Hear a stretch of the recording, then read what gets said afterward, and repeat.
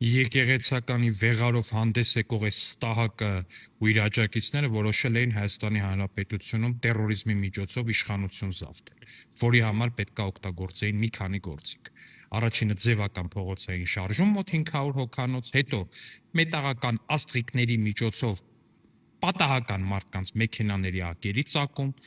ոստիկանության, կառավարության, շենքերի վրա հրարձակող ինչ-որ միջոցներով կրակի բացում, 25 հոգանոց 100, 200, 300, չեմ սխալվում, նույնիսկ 500 խմբերի կազմում, որոնք պետք է հաշվի առդարտեցնեին իշխանության ներկայացուցիչների հետ, ամբողջ հանրապետությունում համացանցի անջատում, շատ կարևոր դրվագ էլեկտրամատակարարման անջատում ոստիկանության եւ մնացած շինություններում,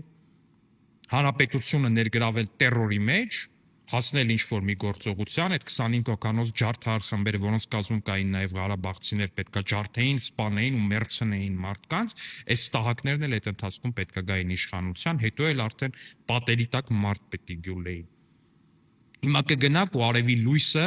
ճաղավանդակի հետևից կտենաք, այսինքն ճաղավանդակային զագար կընդունեք տարիներ շարունակ ու նոր կիմանաք, թե ինչ է նշանակում տերորիզմ բերել Հայաստանի քաղաքական դաշտ։ Մի անգամ եք հաջողել հոկտեմբերի 27-ին ձեր էժան տերերի հետ, որ երբեք չեք հաջողել։ Կորելու եք Հավիցյանս։